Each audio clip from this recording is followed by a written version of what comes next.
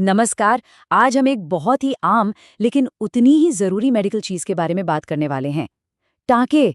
जी हाँ, वही टाँके जो चोट लगने पर हमारी हीलिंग का सबसे पहला और जरूरी हिस्सा बनते हैं। इन्हें मेडिकल भाषा में सूचर्स कहा जाता है। और ये सिर्फ धागे नहीं हैं, इनके पीछे एक पूरी कहानी है। कभी सोचा है कि ये जो साधारण से दिखने वाले टांके होते हैं, ये असल में काम कैसे करते हैं? मतलब ये सिर्फ घाव को बंद करने से कहीं ज्यादा है। इनके पीछे एक पूरी की पूरी साइंस छिपी हुई है। तो चलिए आज इसी साइंस को थोड़ा और करीब से समझते हैं। तो सबसे पहले ये सूचर आखिर है क्या? देखिए, आसान भाषा में कहें तो ये एक खास तरह का पूरी तरह से कीटाणु रहित यानी स्टेराइल धागा है। इसका इस्तेमाल डॉक्टर किसी घाव या फिर ऑपरेशन के बाद लगे चीरे को सिलने के लिए करते हैं। और इसका मेन मकसद है शरीर के टिश्यूज को अपनी सही जगह पर पकड़ कर रखना, ताकि वो अच्छी तरह से आपस में जुड़ सकें और हील हो सकें। तो चलिए पहले सेक्शन में ये समझते हैं कि इन टांकों का असली मिशन क्या होता है। देखिए, एक टांके का काम सिर्फ घाव को बंद करना भर नहीं होता, इसके कई और भी जरूरी मकसद हैं। सबसे पहले तो ये घाव के दोनों किनारों को पास लाता है ताकि खून बहना बंद हो। फिर ये बाहरी गंदगी से बचाकर इन्फेक्शन का खतरा कम करता है। हीलिंग के दौरान ये अंदर के टिश्यूज को सहारा देता है। और हाँ, अगर टांके सही तरीके से लगे हों तो जख्म का निशान भी कम से कम बनता है। अब आगे बढ़ते हैं और देखते हैं डॉक्टरों के सूचर टूल किट को। क्योंकि हर घाव एक जैसा नहीं होता, इसलिए हर घाव के लिए सही धागे का चुनाव करना बहुत बहुत जरूरी होता है। सूचर्स में जो सबसे बड़ा फर्क होता है वो है घुलने वाले और न घुलने वाले धागों का। जो घुलनशील यानी एब्जॉर्बेबल टांके होते हैं वो कमाल के होते हैं। वो शरीर के अंदर अपने आप घुल जाते हैं, उन्हें निकलवाने की जरूरत ही नहीं पड़ती। इसीलिए वो अंदरूनी घावों के लिए एकदम परफेक्ट हैं। वहीं जो नॉन एब्जॉर्बेबल यानी न घुलने वाले टांके होते हैं, उन्हें कुछ समय बाद डॉक्टर से हटवाना पड़ता है। ये ज्यादातर त्वचा के ऊपर इस्तेमाल होते हैं। अब धागे की बनावट को भी समझना जरूरी है। एक होता है मोनोफिलामेंट सूचर, जो एक सिंगल चिकने धागे जैसा होता है। इसकी चिकनी सतह की वजह से इस पर बैक्टीरिया आसानी से नहीं छिप पाते, तो इन्फेक्शन का खतरा कम रहता है। दूसरी तरफ है मल्टीफिलामेंट या ब्रेडेड सूचर। ये कई पतले धागों को गूंथ कर बनता है, जिससे इसमें गांठ बहुत मजबूत लगती है। तो अब तक ये तो साफ है कि सारे धागे एक जैसे नहीं होते, पर एक और मजेदार बात है इनके साइज को लेकर। इसका जो सिस्टम है ना, वो थोड़ा सा उल्टा है। चलिए इसे समझते हैं। इस चार्ट पर नजर डालें।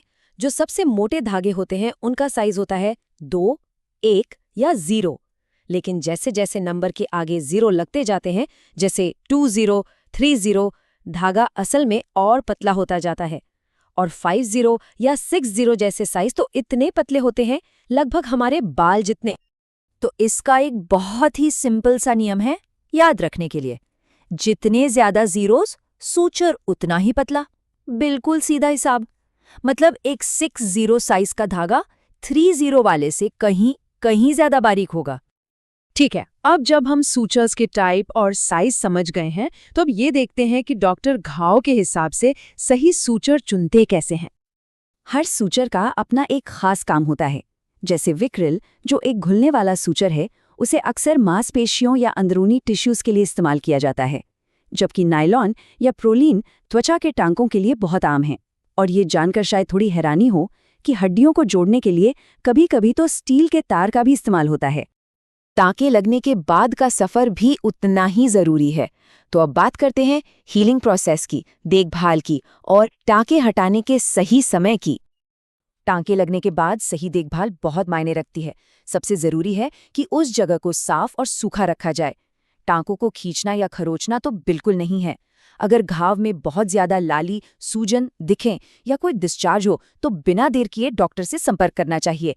और हाँ, डॉक्टर के बताए समय पर टांके निकलवाना कभी नहीं भूलना है। हाँ, कभी कभी कुछ दिक्कतें भी आ सकती हैं, जैसे इन्फेक्शन होना, बहुत ज्यादा दर्द या सूजन, या फिर घाव का खुल जाना। ऐसे किसी भी संकेत पर ध्यान देना और डॉक्टर को तुरंत बताना बहुत जरूरी है। अच्छा, अब सवाल ये उठता है कि टांके निकाले कब जाते हैं। तो देखिए, ये इस बात पर निर्भर करता है कि चोट शरीर के किस हिस्से में लगी है। जैसे चेहरे पर, वहाँ ब्लड फ्लो काफी अच्छा होता है तो हीलिंग तेज होती है। इसलिए टांके बस 3 से 5 दिन में ही निकल जाते हैं। लेकिन अगर बात करें जोड़ों की, जहां हर वक्त मूवमेंट और खिंचाव होता है, वहां इन्हें 14 दिन तक भी रखना पड़ सकता है। तो कुल मिलाकर हम ये कह सकते हैं कि टांके या सूचर्स मेडिकल साइंस का एक शानदार आविष्कार है।